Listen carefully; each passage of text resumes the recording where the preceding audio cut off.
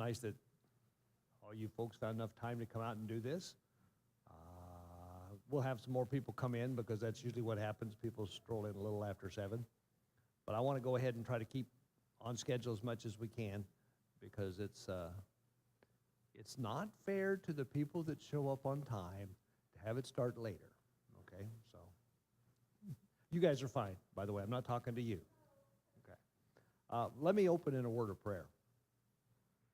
Well, Father God, thank you for the day. Thank you for the good weather we've been having.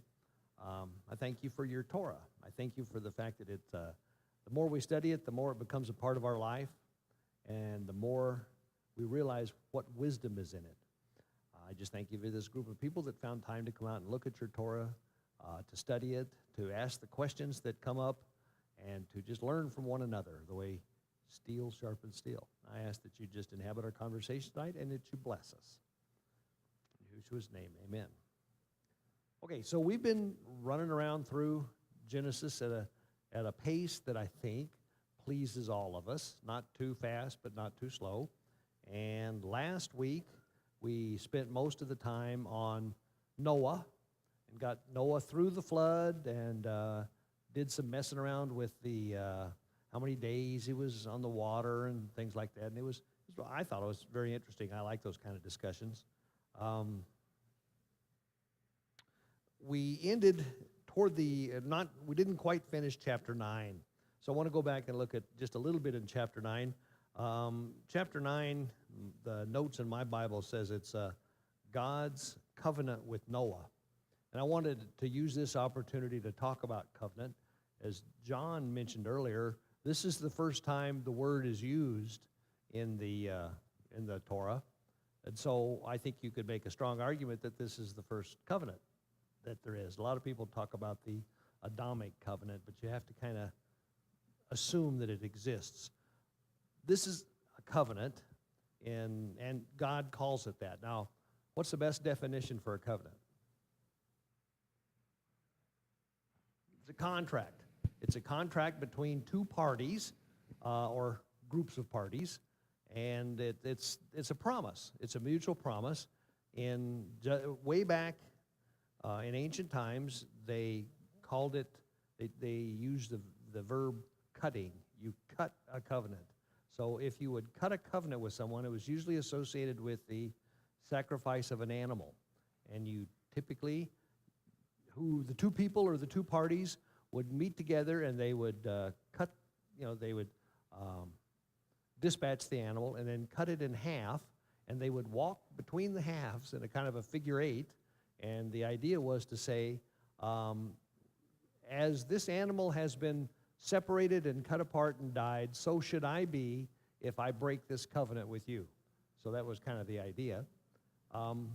So the things I want to talk about, because we're going to talk about covenants a lot, obviously. There's tons of covenants, not tons. There are several extremely important covenants in the Bible, and this is the first one we've come across. So the first thing to ask is, who are the parties involved? Who are the two parties, if you will, making this covenant? Okay, it says very clearly who they are down here. In verse 8 of chapter 9, it says, Then God said to Noah and to his sons with him, quote, I now establish my covenant with you and with your descendants after you, and with every living creature that was with you, the birds, the livestock, and all the wild animals, all those that came out of the ark with you, and every living creature on earth. Verse 11 says, I establish my covenant with you. Okay? So the two parties are God on the one hand, and mankind and all the animals on the other hand. Okay? Those are the two parties to this covenant. Now, the covenant then includes a promise by one or both parties. Sometimes it's just one party making a promise. Sometimes it's the other party making a promise. Sometimes it's both parties making a promise. But it says in chapter 11, I establish my covenant with you. Never again will all life be cut off by the waters of a flood. Never again will there be a flood to destroy the earth. So that's the promise. So who makes the promise? God, obviously. Is there you can read through there, but is there any promise made by Noah and his family or all the animals? No. No, this is a kind of a one-sided covenant, and it's God that's making it. God's making the promise to the other parties. John? His deal was, his contribution was, get off the boat. Yeah, okay, his contribution was get off the boat. Well, get off the boat and multiply. Yeah. Go yeah. forth and multiply. Yeah, he said, oh, yeah, you're right. That's probably what his Noah's responsibility was. Covenants are usually accompanied by a sign. Okay, there is a sign of the covenant. Now, what's the sign of the covenant that God's making with Noah and the rest of the animals on earth? The rainbow, right? And he says, every time you see the rainbow, you should remember that I made this covenant with you, and that never again will I destroy all life on earth with the flood. Now, God obviously knows what he's doing, because he doesn't say, never again will I destroy all life on earth. He didn't say that. He says, with the flood. Okay. So this is the last flood we're ever going to see. Noah's flood. I just thought I'd point that out. John? So he's laying down his weapon of his bow, his archer weapon. Mm-hmm. He's laying it down. I'm not going to war with earth and all that's on it, at least not in this condition. Yeah. And the sign of that is the rainbow. Yeah. Yeah. I just think it's important to reflect on this a little bit, because in a while we're going to talk about the covenant that God makes with Abraham. And then, of course, we're going to talk about the covenant that God makes with Moses and all the Israelites. And then, so covenants are important. So you might as well kind of start noodling on them. In verse 17 of chapter 9, it says, so God said to Noah, this is the sign of the covenant that I've established between me and all life on the earth. So those are the two parties, God and all life on earth. Any thoughts or questions about that? Okay. So then I'd like to read from verse 18 through the end of chapter 9. We didn't do that last week, did we? This will be a fun discussion, because there's a lot of stuff here I don't know, and I'm really anxious to see what we can kind of come about with this. Who would like to read from verse 18 through the end of chapter 9? Joe says he will. Let us get you a microphone, please. The microphone not only helps us hear, but it allows the people online to hear. The sons of Noah who came out of the ark were Shem, Ham, and Japheth, Ham being the father of Canaan. These three were the sons of Noah, and from these the whole world was spread out. Noah, the man of the earth, debased himself and planted a vineyard. He drank of the wine and became drunk, and he uncovered himself within his tent. Ham, the father of Canaan, saw his father's nakedness and told his two brothers outside. And Shem and Japheth took a garment and laid it upon both their shoulders, and they walked backwards and covered their father's nakedness. Their faces were turned away, and they saw not their father's nakedness. Noah awoke from his wine and realized what his small son had done to him. And he said, cursed is Canaan, a slave of slaves shall he be to his brothers. And he said, blessed is Hashem, the God of Shem, and let Canaan be a slave to them. May God extend Japheth, but he will dwell in the tents of Shem. May Canaan be a slave to them. Noah lived after the flood 350 years, and all the days of Noah were 950 years, and he died. Okay. So this is an interesting incident, obviously. So what do you think about, can somebody just describe what Joe just read, just kind of what happened here? What went on that this paragraph was even written? Go ahead. Okay, I can't understand it, but there must be something about the nakedness of Noah. That's God has forbid, and I don't quite understand that because, and when they covered Noah's nakedness, they didn't look at him; they walked backwards.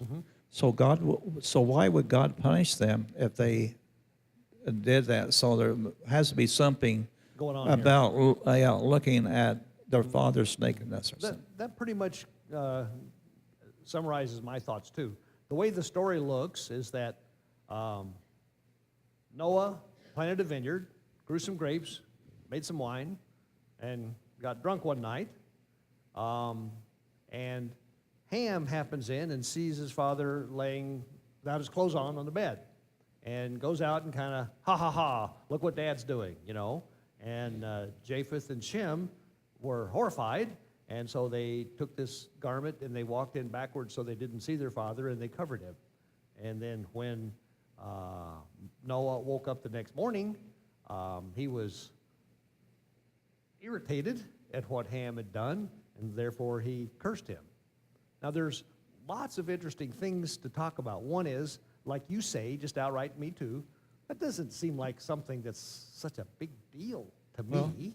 Well, Noah shouldn't have gotten drunk at the beginning. Well, sure. You know, Sure, so but it's not is- like, I mean, you know, one of the things that's fascinating to me about the Bible, especially these early chapters of Genesis, man, the depravity of man is just all over the place. I mean, it wasn't 3 chapters until we have a brother killing his brother, right? So this is horrible stuff. But seeing your dad without his clothes on doesn't seem to be all that horrible to me. Now, maybe it's just my own thoughts here. So I wanted to, that's one thing. Another thing that's interesting is, who does he curse? He curses Canaan. Canaan is Ham's son. So, you know, that's kind of unusual. Why didn't he curse Ham? Right? Yeah, well, that's a good question. It's by virtue of the fact that he cursed him, you could pretty much assume he had to be born. But on the other hand, you could also assume this whole thing was prophetic somehow. Anyway, I want to, yeah, John? Well, in Exodus 25 and 6, the 10 Commandments, if you provoke me, I will curse your children and your children's children. That's true.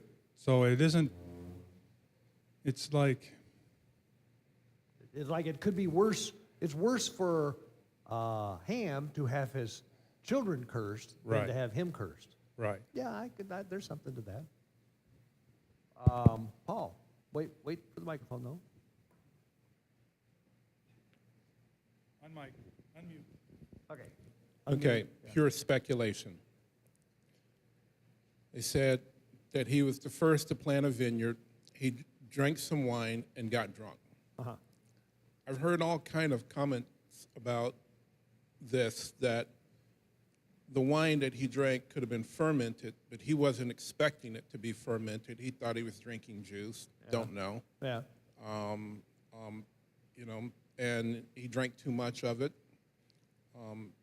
Not really sure. Being exposed and gossiping about the nakedness of your father. Everyone wasn't cursed because they actually respected and honored their father by not approaching him and peering upon his nakedness or anything like Well, that. yeah, you can sure see the The difference in difference. activity and attitude between Ham and the other two brothers. Right. Right. The other two brothers were horrified and incensed and sought to do the right thing, whereas Right. Ham made the whole thing into kind of a joke. So, this is one that a lot of people comment on, and Yeah. I don't know if we're ever going to get to the bottom of it. But Well- it causes some interesting speculation, and I'd love to hear other people's. Well, there was one ideas. time I had read this story and had been sitting there struggling with the fact that the sin that appears to have been committed doesn't seem that grievous to me. Did you want to say anything in particular? I mean, I just want to ramble on into this. okay. I'm sorry, John.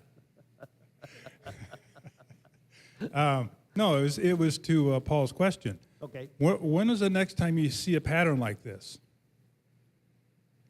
So they go to bed at night, they go to bed drunk, and you wake up and you go, oh, wow, what happened? Well, it's Jacob and his first wife. Right. Yeah. So, I don't know. I'm just Okay. the pattern is, it's about that affects the next generation. Okay. Yep, that's a fair point. Well, let me tell you the thing that someone kind of pointed me at. It's one of those kind of things that once you see it, you kind of have to follow down that path for a bit. And that is, are you familiar with the term, Hebrew idioms, figures of speech? Turn with me to Leviticus chapter 18.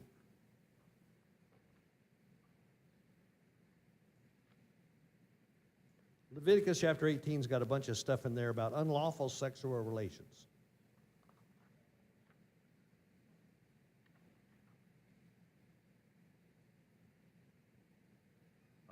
I don't have the right version, but somebody that has something close to the New King James or something like that, could you read starting in verse 18, or chapter 18, verse 6, read through 6 through 19? And I'll stop you if you don't have a version that has what I want it to have in it. I got the LEB, Okay, what's that say? the Lexham English Bible. Okay.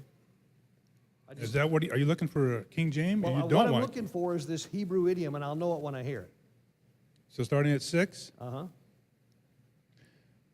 None of you shall approach anyone who is his close relative. Okay, that's not it. Leviticus 18:6. Yep. No, that's the right verse. That's just not the version that says what I'm looking for. Yes. What you're None of saying, you Paul. shall approach to any of his that is near That's of kin. okay. We'll get to it in a minute here. I'm sure someone's got it. None of you shall approach to any that is near of kin to him to uncover their nakedness. That's the one. I am the Lord. The nakedness of thy father, the nakedness of the mother, shall not thou uncover. She is thy mother. Thou shalt not uncover her nakedness. The nakedness of thy father's wife shall not thou uncover. Yep. It is thy father's nakedness. Yep. It goes on and on about you shall not uncover the nakedness of your sister. You shall not uncover the nakedness. It's all about incestual relationships and telling you that you can't do those. But it uses the term uncover the nakedness of. And just to make sure that you knew what it was, if you go over to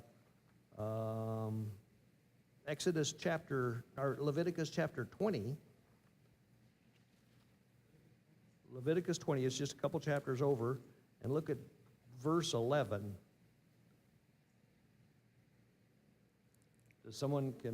You will read verse 11 because you're Sure. And the man that lieth with his father's wife had uncovered his father's nakedness. Both of them shall surely be put to death. Their blood shall be upon them. Okay, so it says, the man who sleeps or lies with his father's wife has uncovered his father's nakedness, right? So that says that the nakedness of the father is his wife. And so the only reason I bring this up is this uncover the nakedness of. Most modern English versions don't use that. But that's what the wording is in this story with Noah. Yeah. I would think of it as the covering of the man's covering is his wife, not the. Well, I would too. You kind of said it a little backwards. I don't know if that's what you. Well, to uncover the nakedness of anybody, your to cover the father. nakedness of your father, it is to basically lie with his wife, which is By typically the removing mother. his cover, which is his wife. Yes. Is that what you're saying? Well, I don't know whether. No, I'm not that's what disagreeing with it. That's just what I think the idiom means. Go on. Go ahead. Yeah, I'm looking at 3 different translations for Genesis 9:24, and they say, when Noah sobered up, he found out what his youngest son had done to him, not just done. Yeah. And then the other translation, it says, his Ben Katan had done unto him. And then the other one says, had done to him. Oh, so, it's one of those things, if you just look at someone, then did you do something to them? But if you slept with his wife or it went, I don't know. I don't either. And I've been struggling with this for years and years now. And I want to look at both sides of it for a minute. First of all, we know that Hebrew idioms exist, and a lot of times they make a big difference. And it would make sense to me that if Ham slept with his mother, that I could understand God being pretty upset about. You know, that would certainly be worthy of all the cursing that has gone on here. Go ahead. Yeah, that's fine. But, okay, go ahead with what you're going to say, Mike. I've heard that before, what you're talking about, and the reason that God cursed Canaan is because, according to this, Yes. I'm not sure if I believe it, but Canaan is the child that was the result of Ham Yep, of the sleeping with his mother. liaison, yes. Yeah. I don't know whether I believe that either, but that's the theory. And now let's talk about why that theory isn't true or might not be true. One of the things is what Paul said. He says, you know, it says that what was Noah saw what had been done to him. And, you know, it really. So the biggest thing to me that makes that story not hold water is all this deal with the other two brothers walking in backwards with a cloak. That doesn't have anything to do with some guy sleeping with his mother. I can't see how those two things fit together at all. So I have trouble with this, and the reason I bring it up is because I want you to struggle with it too. You know, misery loves company here. I don't know how we're going to finally find the right answer to this, and I don't know that you have to choose one or the other. But it's important, I think, to realize that there are questions in the Bible that there aren't answers for, and you just need to live with that. Okay, and a side note here in the Torah that I have, the laws governing sexual relationships are the key to Jewish holiness. As the sages state, wherever one finds safeguards of chastity, there one finds holiness. Which note is there? Is the note in Leviticus, or is that the note in Genesis? That's the note in Genesis. Genesis. Okay, so that would indicate more than just viewing, just seeing something. Does anybody else have any thoughts about this? Are you sorry I even told you? That was Leviticus. He was reading from Leviticus. That's what I thought. Okay. What do you think? Don't know. I don't know the answer. On the one hand, it makes a lot of sense that him cursing Canaan would make sense if what you had said, Mike. That's typically the way that follows, is that Canaan. Well, yeah, I don't know about that either. Like I say, there's too many things. On the one hand, this idea of the sons, the brothers walking in with the coat and backwards and all that doesn't seem to play with that theory. But on the other hand, the sin that Ham committed doesn't seem all that grievous to me. So that's my problem. That's my problem. Don't drink so much that you pass out? Yeah. Like I say, the other kind of sins that we've been looking at have been pretty drastic things.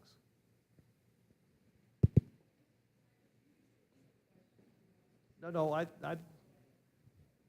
I'd like to hear somebody that knows more about this than I do. I don't. I'm just asking, is this the first time, isn't it, that we've seen someone drunk? Yes, I think so. And have we heard of anyone that has planted a vineyard before? No, that seems Even to though be, we may have thought they had, we haven't read that they did. This is the first place we've probably seen both of those. Yeah. I don't know of any earlier answers to those.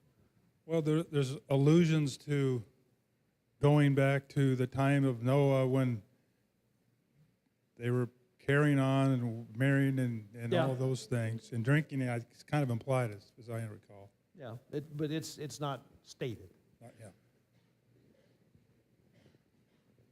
So I hope that just wasn't just this big bomb that fell on the floor. I just thought it was kind of, the thing that always, when you go back and read the standard translation for that, it is uncovered the nakedness of his father. And it's a kind of a funny thing, uncovered the nakedness of his father. And I'm not the least bit surprised that the translators ended up, being confused about that. Idioms are an interesting thing, right? Well, I spent a couple of years working in Germany, and I don't know how you develop these little habits, but I was full of baseball idioms. Boy, that one was right out of left field. Well, that's your third strike. And stuff like that. And all those Germans would just sit there and just look at me like, what's wrong with this guy? So what I'm saying is idioms are unique to a culture and even to a time. And so I just wonder whether uncovering your father's nakedness is something that has more meaning to it than what we know. Yeah. Can I just, the two words, the nakedness, erva, ein, resh, vav, hey. That's the same old naked that we had when the serpent was naked. That's You know, the right? same He was old- cunning, naked, cunning. So that word. Uncover, Uh-huh. galah. A lot. Well, I tried to look all this stuff up with backwards and all this other stuff, and I couldn't get into it. I couldn't figure it out. Anybody else have any comments? Okay. But anyway, let's look at the curse that Noah ended up cursing them with. Anyway, his curse fell on Canaan primarily. We're going to read in a minute that Ham had plenty of sons. Canaan was just one of them. Beg your pardon? Good. I thought you might. Curse falls on who? Canaan, And he is. a son of Ham. Is that what you mean? So why is he getting cursed if his father did something to Noah? Yeah. Well, someone pointed out that it might be actually worse to have your son cursed than to have you cursed. But I don't know. What's your thought? Who was cursed when David laid with Bathsheba? The child, right? The child was cursed because he died. Yeah. Good point. Okay. On that happy note, we'll move farther. But he also says that as he goes on, he curses Canaan, and then Noah says, but he blesses Shem and says Canaan will be servant of servants to Shem, and the same with Japheth. So Ham ends up being the bottom of the pile because of what he did here. All right. Do we know the order of their birth? There's always been a little bit of controversy about that. I mean, It says here, it talks about Ham being the youngest. well, there's another story in the scripture too. It's about Reuben and the concubine, and he should have been the natural firstborn. Yes, and he but lost that. He got bumped. Yeah, for uncovering the nakedness of his father. Right. Yeah, So I'm just curious, is Ham, I don't know what the order of the birth is, though. I don't think Ham's first. I thought it was Japheth that was first. Japheth, somewhere it talks about Japheth's the eldest, and then I assume Ham. It said right in here somewhere where we read Ham was the youngest. Okay. Anything else before it says, to close it all out? After the flood, Noah lived 350 years. Altogether, he lived 950 years, and then he died. Okay. Moving right along, we're in chapter 10. Now, there's a nice bunch of controversy here because there's a good argument for why chapter 10 and chapter 11 are reversed. Okay? Chapter 10 is typically known as the Table of Nations, and it's got to do with how these brothers and all their offspring got distributed throughout the world. And all the nations of the world obviously came from Ham, Shem, and Japheth. Okay? And then chapter 11 is about the Tower of Babel. And by the way, that's easy to remember because 11, looks like two towers, right? And you might want to think about how there might be some similarity with 9 and 11 is what you're suggesting? yeah. Anyway, so you can argue that the story of the Tower of Babel should come first because that's what causes the people to disperse. But they're listed in the Bible in the other order. I just say that so that we can go through this and we can think about that in the back. Too bad we don't have a map for this. Well, we do. Oh, okay. We're going to, thanks, John. You're so funny. Okay, now does somebody really like to read all these Hebrew names? You want to, Mike?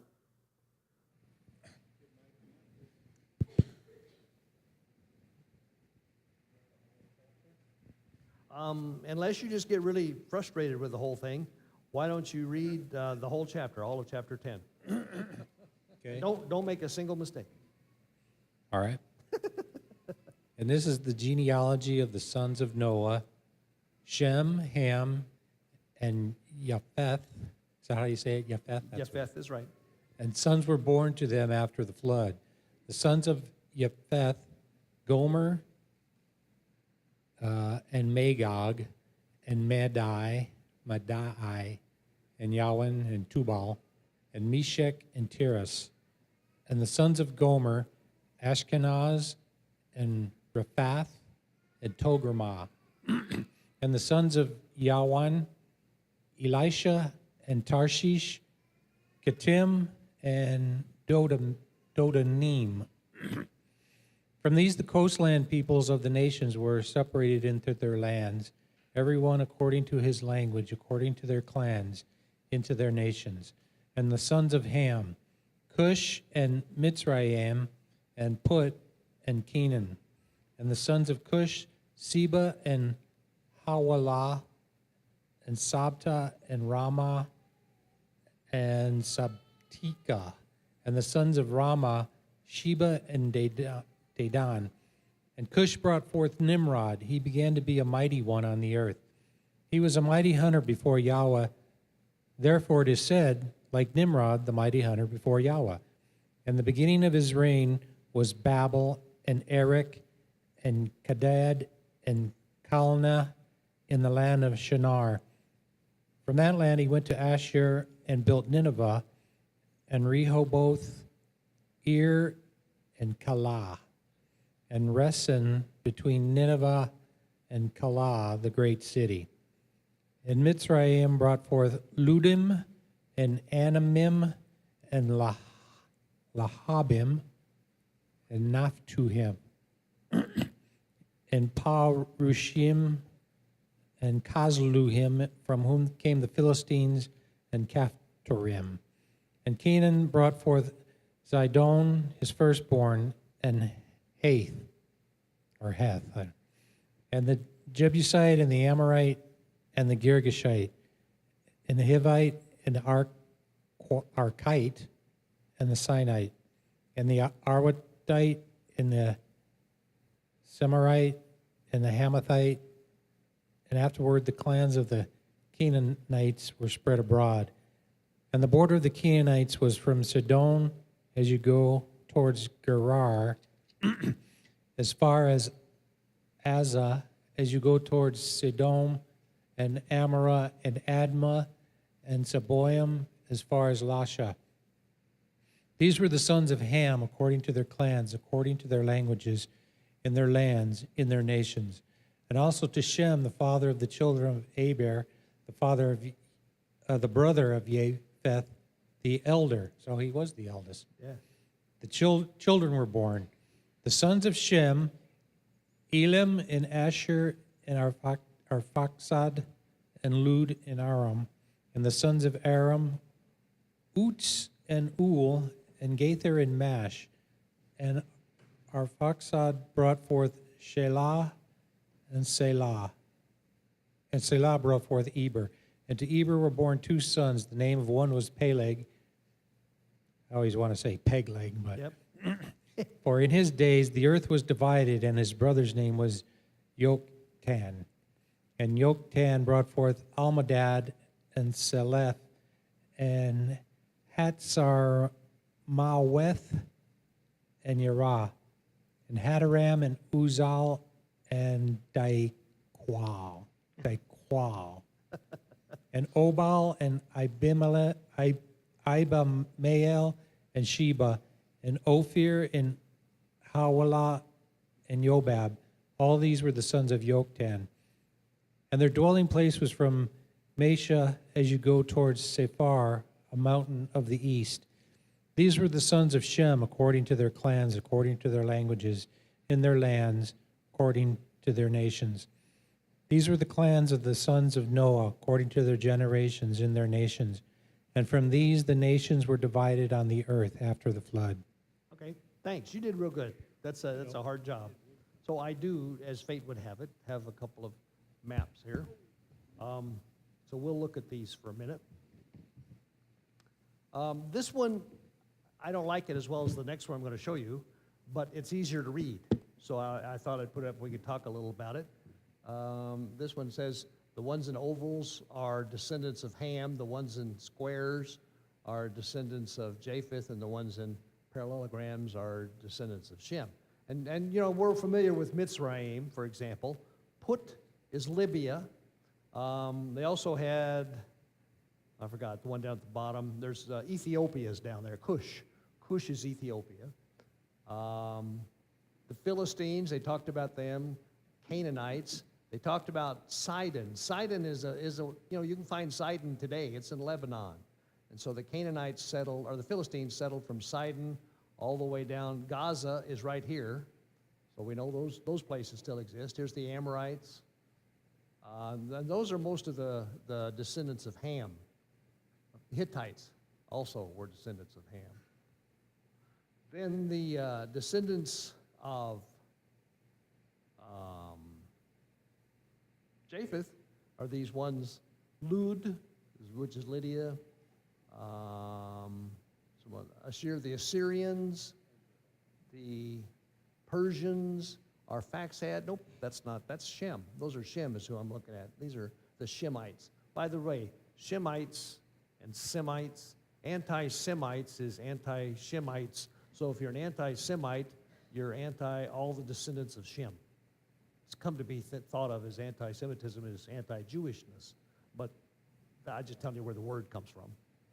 Anyway, those are the descendants of Shem. And then the ones that were in squares here, Javan are the Greeks, Gomer, Togarma, Kittim is Cyprus, and Ashkenaz, Madai are the Medes. Okay, it's kind of nice to know some of that, although I wouldn't want you to memorize it. This map here, harder to read, but it's better because it's got more of them on it.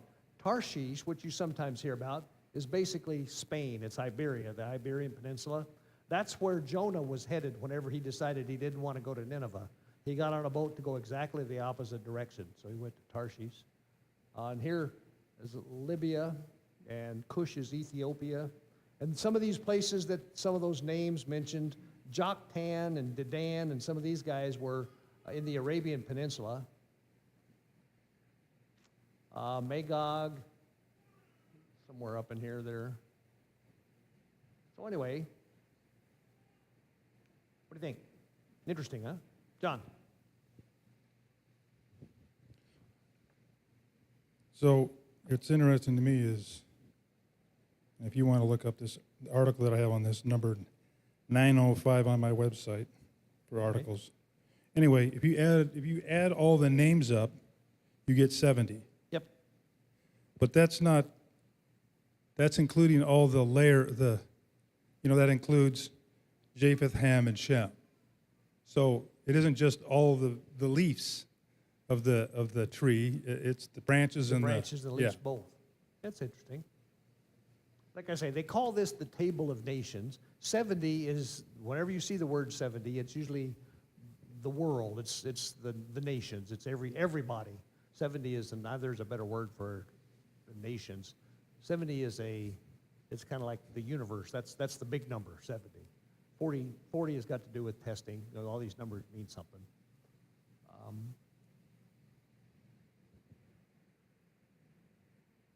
Chapter 10 is nothing more than these genealogies, right?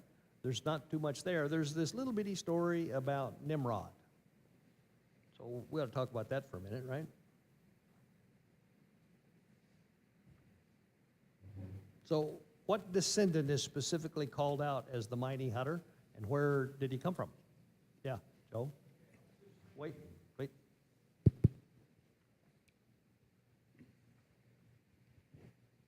On this other map, I was just thinking. Can you go back?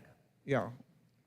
I was just thinking, in the last days when all the different nations comes against Israel, you have Turkey, Syria, Iraq, Iran, Jordan, and who else? Israel is almost completely surrounded. Absolutely. And so, but I was just looking at that. Tony asked, where was Abraham? What part of the map was Abraham from? Well, Abraham started off down here. These two rivers, the Tigris and the Euphrates, form what's called the Fertile Crescent, and Ur was, depending on your viewpoint, somewhere in here. And so when Abraham left with his father, they left from in here, and they went over to Syria. Can't remember that. We'll learn here in just another chapter. They stayed in Syria until his father died, and then God told him, go to the land I will show you. So he basically headed down this way. So they started over here, came up here, waited for his father to die, and then came down here. Just a quick, Sure. what does Mediterranean mean? Middle of the land. Middle terrain, right? Middle terrain, yeah. So Israel, right on the edge of the middle, is right in the middle of everything. Yep, yep. Well, I think to me, it's nothing short of fascinating that, the Assyrians, we didn't hear the term Iraqis, but the Assyrians, we know that that's Aram. Ashur is the Assyrians. The Medes and the Persians are over here, and the Arabians are down in here. These guys are all still around. It's not like they disappeared. The Greeks.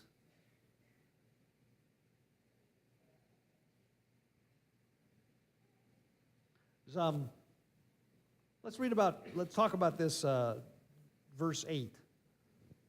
They're busy going through the descendants of Ham. And verse 8 says, Cush was the father of Nimrod, who grew to be a mighty warrior on the earth. He was a mighty hunter before Yahweh. That is why it is said, like Nimrod, a mighty hunter before Yahweh. The first of his centers, the first of his kingdoms, were Babylon, Erech, Akkad, and Calneh in Shinar. This plain here between the two rivers is called Shinar, and the cities that are mentioned there were built in here. Okay? Goes on and it says, from that land he went to Assyria, which is a little farther north and west, where he built Nineveh, Rehoboth, Ir, Calais, and Rezin, which is between Nineveh and Calah. It's the great city. So I guess the point is if I can find it again, over in here you've got Babylon and Ur and Nineveh and all of the big cities of the ancient civilizations that grew up at about the same time as Abraham was doing all his thing. And Nimrod was associated with that bunch. And so the Tower of Babel is over here somewhere too, or was, I should say.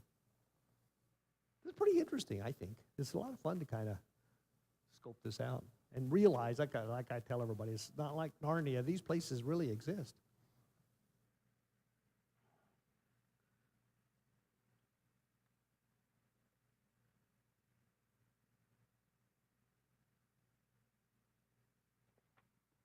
Any other thoughts? So there's not a whole lot of discussion that you can have on chapter 10 other than a map like this. Well, I guess the only thing I would say is the order. You brought up the order. Okay. God could say, well, here's the people that I'm going to get ready to scatter, so you have an idea where they're at. Yeah. So, and then he scatters. Yeah.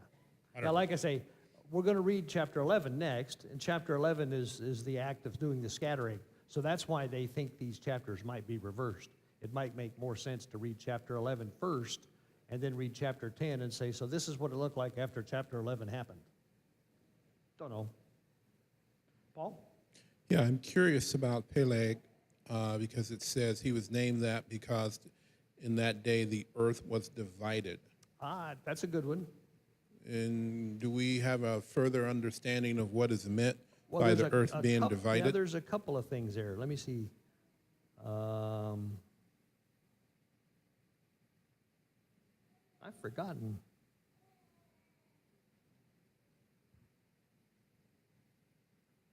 Maybe that's, I don't know.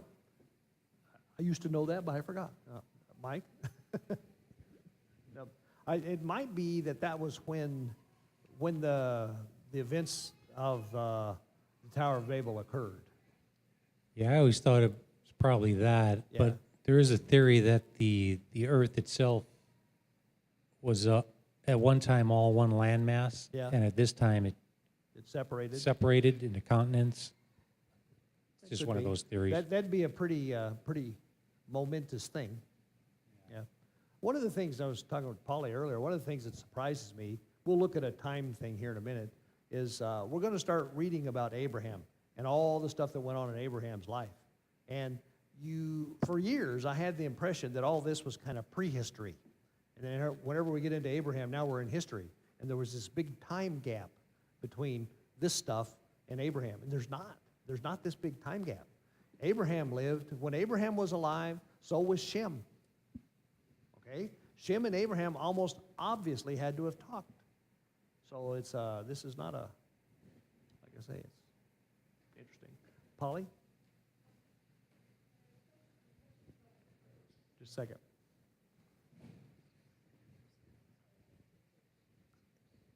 So I want to go back to chapter 9 on the curse of Canaan. Good. Being lowest of the slaves, he will be to his brothers. In light of what you've just showed us on the map, blessed be the Lord, the God of Shem, make Canaan be the slave of Shem. So I was just kind of pondering. I remember a class that I sat in, and there was someone quite upset that there was actually slaves, or that someone could be the slave of another. But perhaps it goes back to this very curse of Canaan, that some of these descendants in these territories fall under that curse, that they will be slaves because of what their father did. Yeah, it certainly could be. It certainly could be.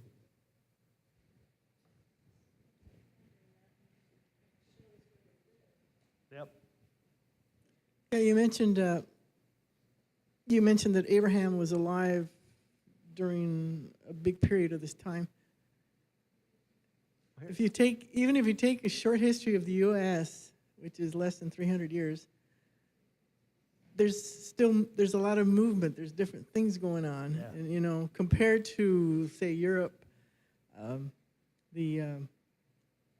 we're a pretty new nation. So 200 years in that span, there's a lot that can happen.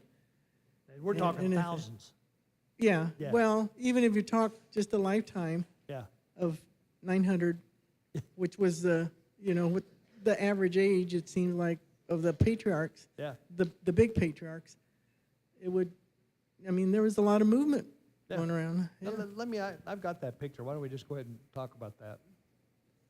This is, we've seen this. This is the same thing you drew, Mike, except a little different. It starts back here with Adam and calls that 0. So Adam lived 930 years, and when he was 130, he had Seth.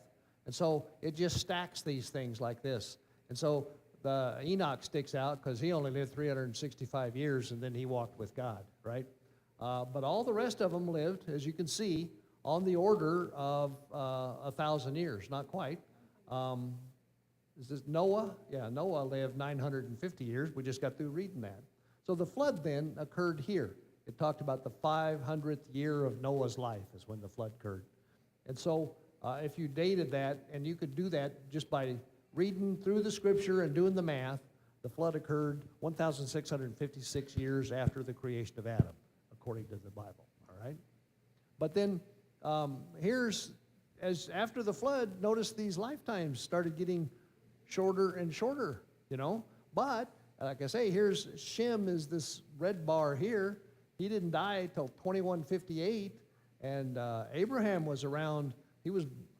I think this number's wrong. I think the guy made a math error, because I always had Abraham born in 1948, but that's 1948 from Adam, But anyway, Abraham clearly was alive, or Shem was alive when Abraham was around. So, and it wasn't like just a little bit. Imagine how it must have been Shem, and to some degree, I guess, his other brothers, must have been decidedly different than the guys that were born later. Yeah, John. So if you tell someone you are older than Methuselah, that is really old. That's really old. But I was thinking actually what Margaret was saying, because, you know, 1,000 years, man, that's an incredible amount of time for, you just think what was happening 1,000 years ago here. Heck, Columbus hadn't been around. There was, you know, Why do today what I can put off tomorrow? I got so many tomorrows stacked up. yeah, I got tomorrows around my ears, right? So the amount of time that these guys lived was, there was a lot of time for a lot to happen. So the end of Shem, if you go straight down, it runs into Abraham, Yep. the box of Abraham. Yeah. Shem dies before Abraham does. Shem died in 2158, and Abraham dies in 2183. But they didn't die too far apart. Well, Abraham outlived him. the point is, Abraham was born when Shem was alive. still a 500-narian or something. Yes. And he had 100 years ago. Yeah. What would that be? A pentacentenarian or whatever. Pentacenturion. Yeah, whatever. That's my goal in life. So it's Just fun a- to just kind of look Yeah, at this for a just minute. another comment here. Going back to the Apocrypha, the book of Jasher and the book of Jubilees, it goes to how these guys went back to talk to each other, to visit each other every Yeah. so often.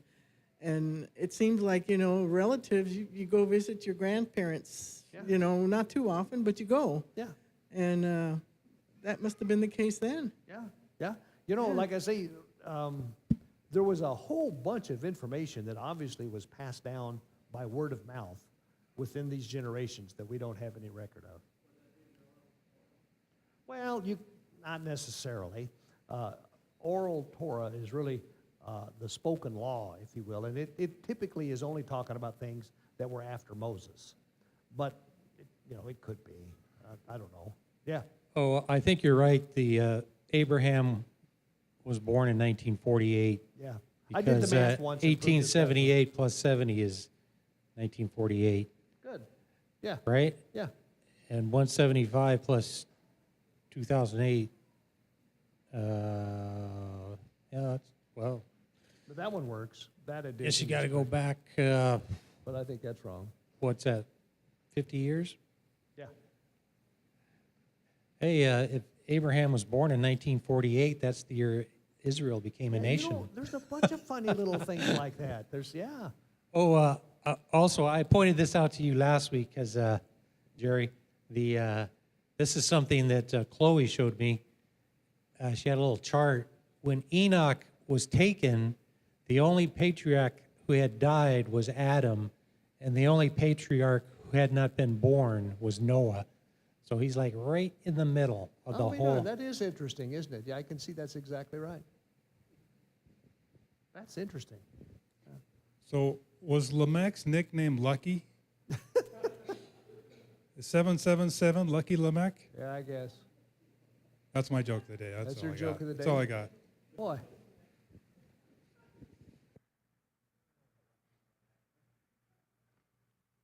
All right, let's see. We talked about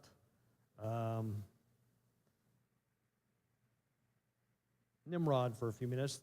One of the things I wanted to talk about Nimrod and the plains of Shinar and some of this kind of stuff is the names that we read, these cities and stuff.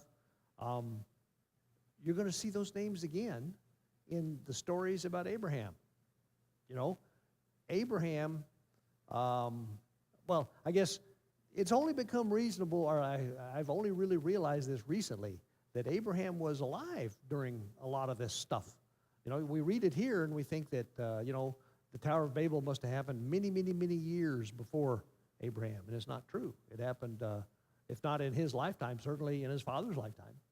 So we'll talk about that again when we get there. So the book of Jasher then, which suggests he was taught by Jim? actually, yeah. It has some validity to it. Yeah, it does. I think it clearly has some validity to it. Because he could have easily been taught by him. I mean, it wasn't like he was a young boy and this guy was about ready to croak. It was they shared quite a span of life.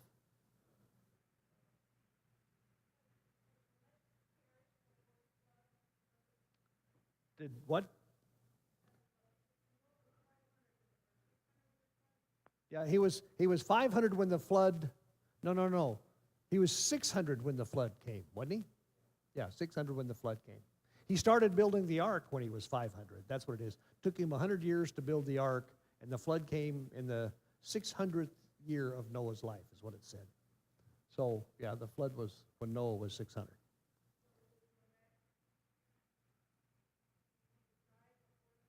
Yep. It looks like Methuselah outlived Lamech by a couple of years, but Lamech died before the flood. That's what it looks like here. I think that's right.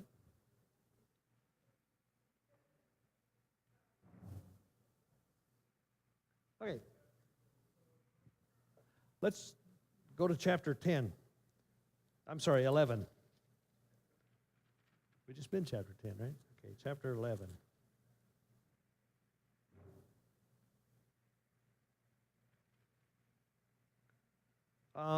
Let's read the first 9 verses of chapter 11. Does somebody want to read that? Paul said he'll read it. Okay.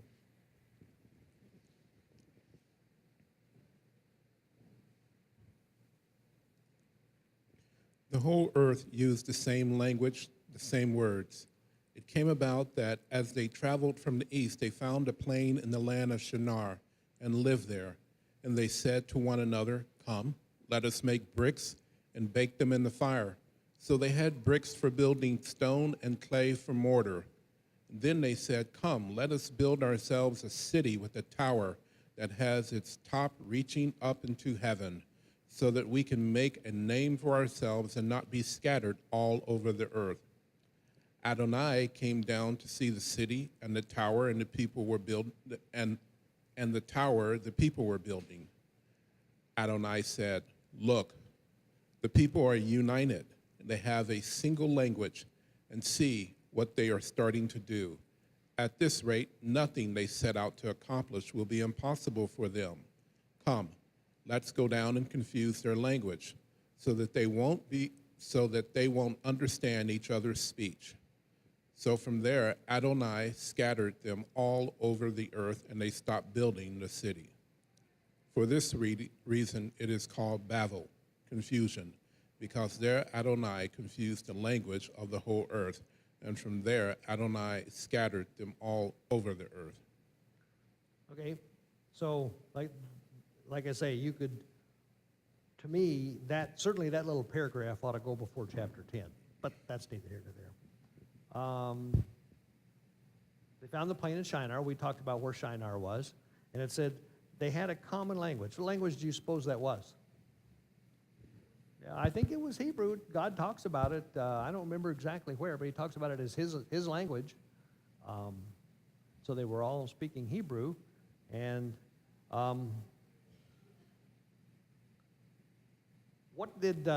first of all, what did they use to build this tower?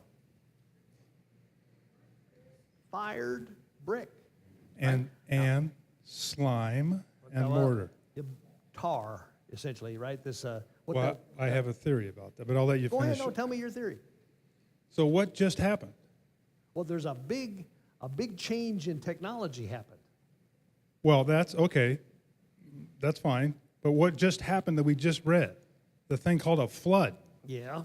Oh, okay. So they're building a tower, super tall tower with slimed bricks, waterproof bricks, Yep. so that God can't punish them anymore. Yeah. Yeah. That's my Well, theory. that's their giant. So it was the original global warming conspiracy. Yeah. It says, boy, we'll never let another flood get to us, and so they built the tower. That's probably pretty accurate. One of the things I did want to point out, though, was fired brick with, as you say, slime or a tar-type mortar is a much stronger and more durable building material than rock. Because rock you have to kind of chisel and mess around with, and it's hard to make rock stay together. Concrete, mortar really hadn't been invented yet, is the bottom line. The Romans invented that stuff. So they would have been doing rock and just basically stacking it on each other. So by using fired brick and some glue to put them together, It's a different building technique. Yeah, Joe?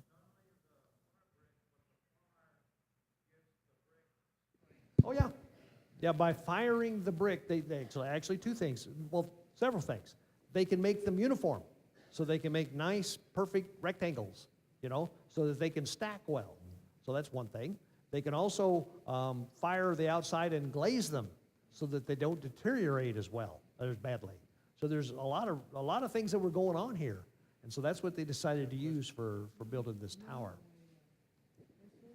And what were their reasons for building it?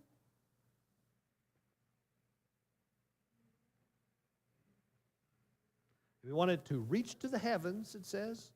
Reach to the heavens so that we may make a name for ourselves and not be scattered over the face of the whole earth. Now, what was God's instructions to Noah and his family? Go forth and multiply, populate the earth, right? So they're saying, let's not do that. We won't have to do that if we build this tower. We can stay here. And I mean, I've heard a lot, I'm sure you have too, a lot of sermons about how it was basically this wanting to be like God is essentially what they were doing. Certainly they were wanting to do it their own way. Mark.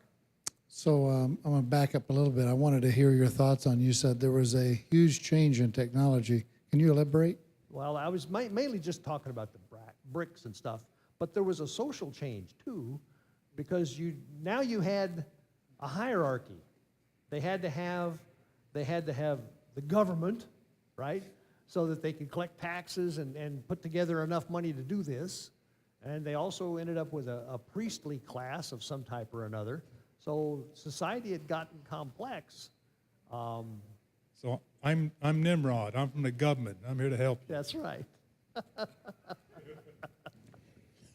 Interesting thing about Nimrod, unless I'm missing something, it doesn't tell you whether he had children.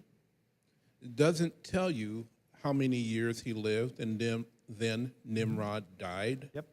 It does not. There's pretty much, it says Cush fathered Nimrod, and he began to set out and build a kingdom, several kingdoms. Yeah.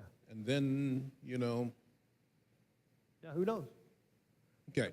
So it is with a lot of those guys in pre-chapter 12 Genesis. But yeah, you're right. And so they did it by whose authority? Under the authority of the name of Yahweh? No. No, under his name. Yeah. The name is about authority. For ourselves. We want to make a name for ourselves. Well, that's what I'm saying. They're changing the authority. It isn't just a change in technology, and it's a change of authority. Well, it's an act of rebellion, quite frankly, right? And I just had a connection. It was also dressed stones, wasn't it? It was what? Dressed stones that could be thought of. Well, yeah, these were manufactured bricks, I know. but I'm sure they probably used dressed stones for foundations. Yeah. For example. So it's like, so it says not to build Yeah, something out. Not to build altars with dressed stones. That's Yeah. for sure. Yeah. So that tower could be thought of as an altar of sorts. Well, yeah, like I say, I'm sure that it was clearly outside of what Yahweh's plans were for the people in a lot of ways, right? Well, John. where else do we hear about bricks? Pharaoh, Pharaoh yeah. Make bricks for my pyramid. making bricks for his eagle. Yep. Okay. This is another curious statement. In chapter 11, verse 6. There are one people with one language. This is only the beginning of what they will do. Now, nothing they plan to do will be too difficult for them. This would be one thing if man had said it, but this is something that God says. Nothing they plan to do will be too difficult for them. Thoughts? Oh, yeah. As a matter of fact, that takes you down a path that I wanted to talk for a while to see what you guys think about. Language. Now, you've heard the old story that if you can speak 3 languages, you're trilingual. What do you call someone that speaks 2 languages? He's bilingual. What do you call someone that speaks 1 language? American? right? So I'm a true American. I can only speak one language. And so I don't really know what it's like to think in another language. But I do know enough about speaking other languages to know that it's easy to get misunderstood. I mean, to not only just use the wrong word, but say things in a way that that doesn't really convey what you're trying to get across. But then, we do that in English too, right? English, we think we just are doing this great job of saying exactly what we want to say, but we can't put ourselves in the mind of the hearer. So we're not sure that what we're saying is being received and conceived and thought of exactly the way we intend it to be. And so we miscommunicate all the time. Now, if you took people and made it so they couldn't even, understand the difference between the word, bathroom and beer, it's going to be a real hard slog, and it's going to be difficult. That's a bridge that's difficult to cross. And so by doing this, what he's basically doing is he's making it very difficult for human beings to get together and generate or build a hierarchy that allows them to accomplish whatever they choose. That's kind of my thought. What do you think there, John? Well, I got two things going in the opposite direction. Okay. So you could have one language like we have now, and you can have political correctness, which if you look at the definition of it, it literally means the debasement of words. It means this word no longer is objective, it's subjective based on my feelings. Yes, yes. Well, you can't get things done with that, and that's only one language. Yeah. Going in the other direction, like we want to build a community and we want to get together. We want to, that's what we're looking to do, Living Messiah is. Yeah. And if you're all on the same page, you're all in the same rule book, all in the same language, there's a lot of power in that. Yes. It's how do you call it? It's compounding the...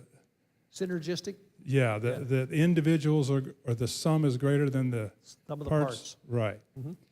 So that works, that really is powerful, but if you start off with bad authority, like it talks about before, let's go make a name for ourselves, right? Then the warning that God's talking about here is well founded, because you can do bad things very quickly as well. Yes, you can, yeah. So I have a thought for you.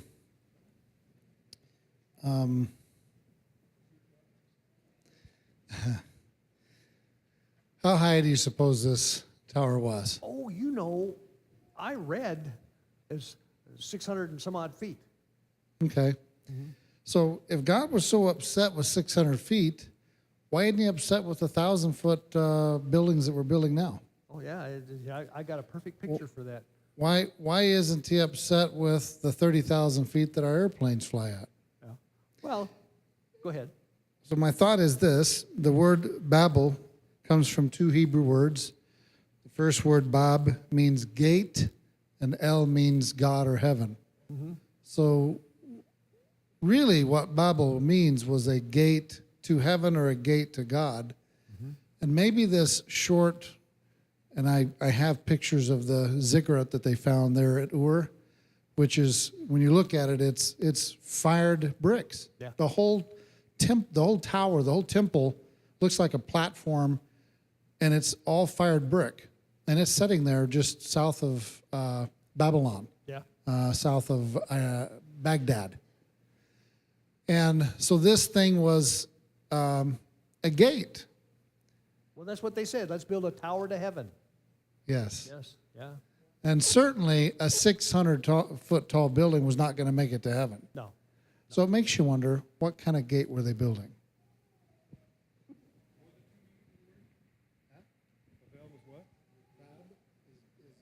Gate and L, the gate of L. We'll get some other thoughts here. Who is next? Oh,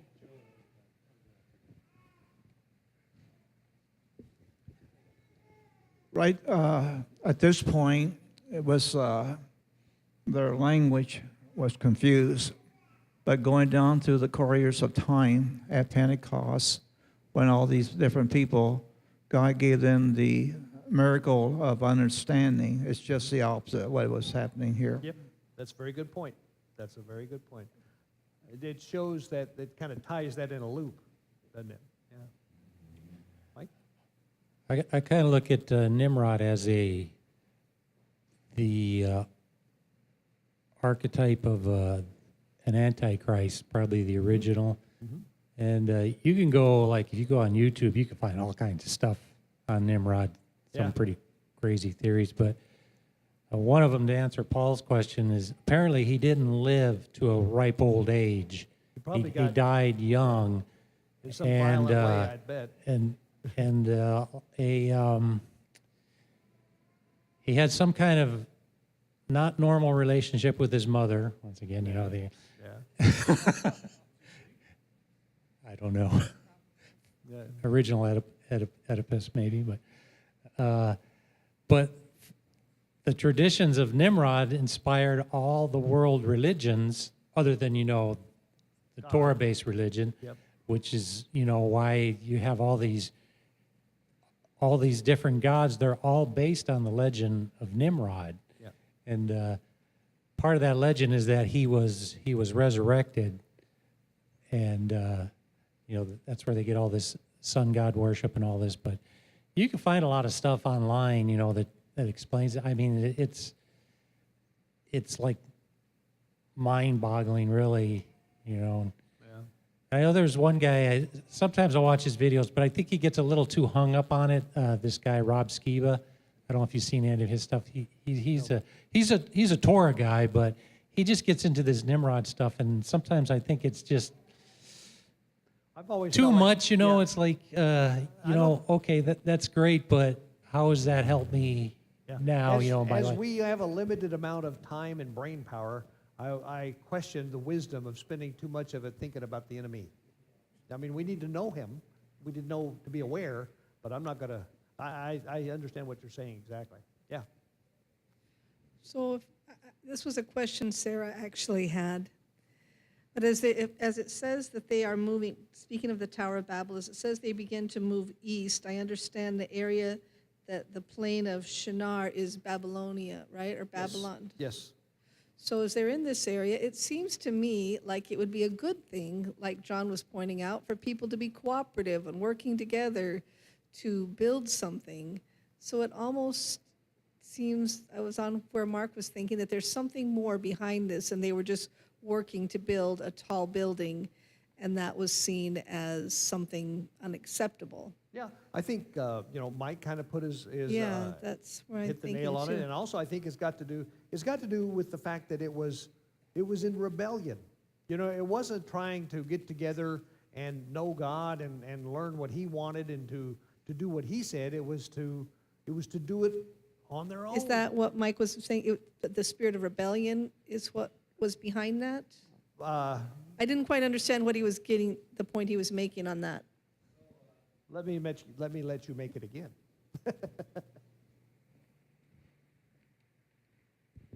I just thought as you were saying that, well, I said he's an archetype, that's the right word, right? Yep, yep. Archetype of the Antichrist, because he wanted world power.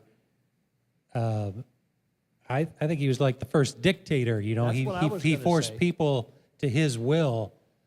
You know, it's not so much I think that people wanted to do this. It's just that they were pretty much probably, I believe, made to do it. But when God came down to see what they were doing, He knew this is going to happen, and we're watching it happen in our day and age. But it's not the time is not now. He's going to allow this to happen. We know because you know we can read prophecy and all, but it wasn't in His time. I think all things happen in His time. So, but yeah. Yeah, I think I like the idea of the original or the archetype of an absolute dictator or absolute monarch. But the main point was his whole viewpoint was anti-God. It was, we don't need him, we can do this ourselves. That's what the snake said, right? Mark. Oh, I'm sorry, Margaret, I apologize. I just had a couple of comments that it seems like with languages, and we can see that now, every industry, every sector of commerce, even like the restaurant industry has their own lingo. Yeah. Banking industry has their own lingo. The economics, everything has. Oh, yeah. They have their own lingo, and especially now as that we have the computers, I don't know what the languages are that go in here to build this. Yeah. But we know how to. Well, we kind of know how to use it. What kind of, yeah. Yeah, in a limited basis. But yeah, it's like it's stuff that's for somebody else to know and not for us. And But that's- for us to go ahead and be part of it and Yeah, engage us in it, bring us in it somehow. Yeah.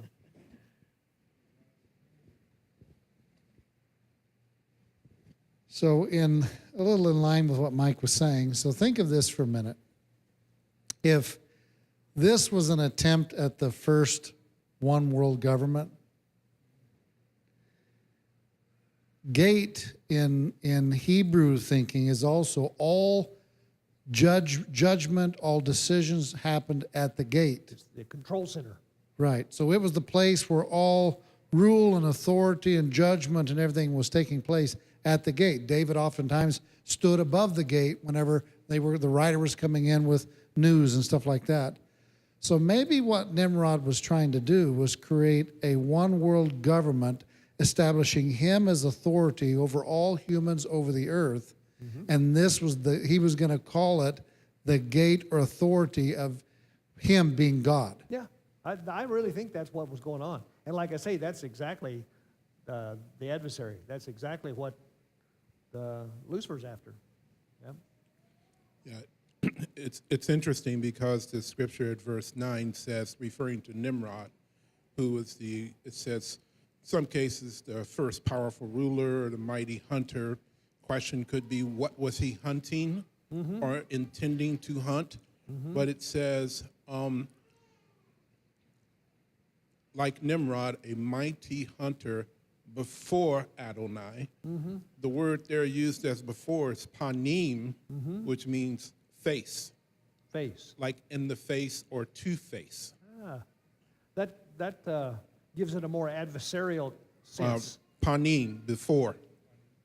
Panim. It's interesting. Yeah. Before we leave this whole concept of language and different languages and communication, I wanted to talk about something just a minute or two. That is that one time several months ago, it dawned on me that, the Torah, it gets translated law, right? It's the book of the law. It's the Torah. And there's a fair amount of that in there, especially in the book of Leviticus, But you got to admit that the majority of the Torah is stories, right? And each of these stories is unique, and they oftentimes have several different points they're trying to make, not just one. And I'm just going to say this, as you read through these stories year after year after year, you learn things that you can't even put into words. You learn things about God and his character and his infinite wisdom and the way he deals with people that you can't explain. It's just it's a level of communication that's almost beyond words. And I just think I think sometimes we shortchange ourselves when we think that, well, as long as we've got a good speaker or a good teacher, we're in good shape. No, God wants to teach you directly, heart to heart, without the words. And those stories mean something, not because of the words, but because of the characters, or because you end up putting yourself in their shoes and understanding how they feel and asking yourself questions like, why on earth would he do that? So I just wanted that's my plug for realizing that communication is not all it's cracked up to be. Just happens to be way better than not communicating. Okay, is there anything else about Tower of Babel you want to talk about? I just had a quick thought. Yes. At the end of chapter 3, so he drove out the man, and he placed at the east of the Garden of Eden cherubim and with a flaming sword, which turned every way to keep the way out of the tree of life. I'm just wondering if there was a gate there. that the Oh, cherubim was at the gate. I bet it was. And the Nimrod story is to try to go around it in a Yeah. different way. Yeah. Now, there was a couple places. Where was it that we read where God said basically, they've taken of the tree of the knowledge of good and evil. Now we have to this was where it was. We have to ban them from the garden lest they take of the tree of life and live forever. We can't have these people that are out of control living forever. That's the way I took that. Interesting. So the concern was similar there as it is in the when he comes down, when God comes down. Yep. That's my opinion. Right. No, I see that. I wanted to, I thought this was interesting just because now that obviously this is an old photograph of what the Tower of Babel really looked like, right? But you know what that is? That's what do they call it? No, it's the it's a Arabic name, two words, something about, yeah, it's in Dubai, but that tower's got a name. I can't remember, Burke or something. Anyway, that thing exists, and I just thought it was interesting to put those two pictures side by side and ask yourself,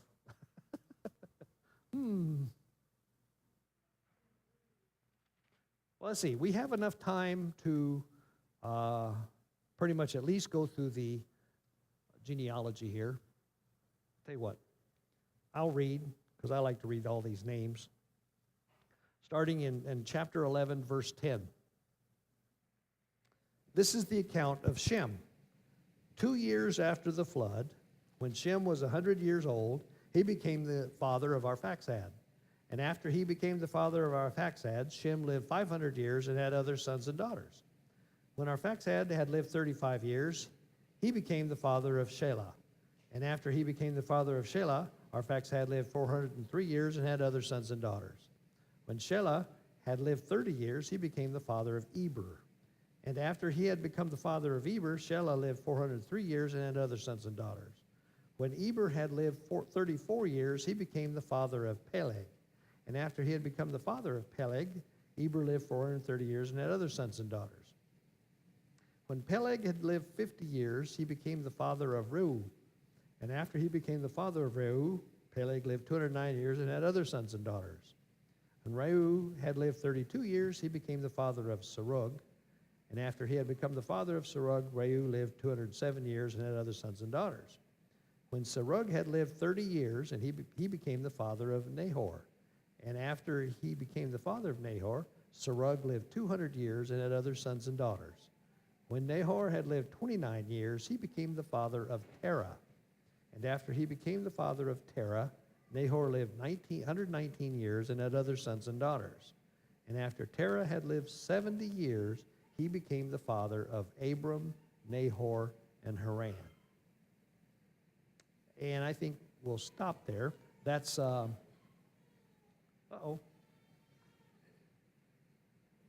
help me over there and turned off the, anyway. That gets us to, you notice the last one, the father of Abram, Nahor, and Haran. Obviously, the name Abram, if nothing else, ought to stick out to you. And that's just a little bit before chapter 12. And I just wanted to point out that Genesis really is a much different book after chapter 12 than it is before chapter 12. Now, I've enjoyed this stuff. Every time we go through this, I learn something, and it's great. But the stuff that happens after chapter 12 is a whole different complexion because we really get to know these people. Obviously, the first one on the list is Abram. John. Burj Khalifa. Burj Khalifa. Or Burj Dubai. They changed it, I guess. Okay, Burj Dubai. I don't know what but Burj. It's I think it might be the tallest building in the world. It's something.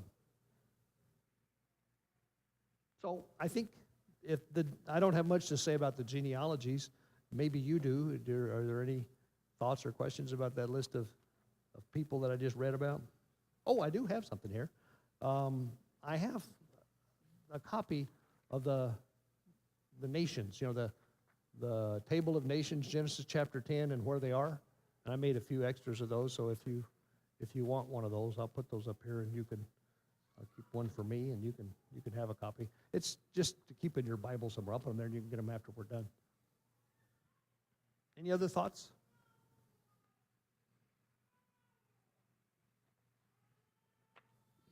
I remember as a kid, Yeah. you insulted somebody, you called them a Nimrod. You Nimrod. Yeah, I remember Nimrod being a negative term. I do too. But it's not like, it doesn't, it doesn't really fit his name. I mean, There's just one sheet, Joe. It's printed on both sides. Okay. If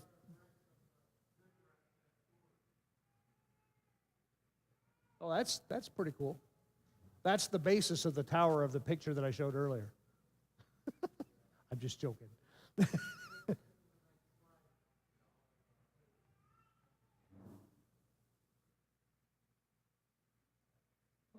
Oh, okay.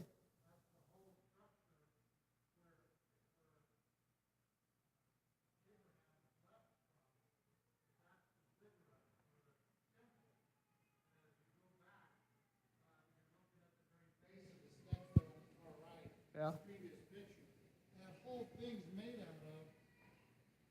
That whole structure is made out of those fire bricks. If you go back to the previous slide, you can see these little bricks all made up.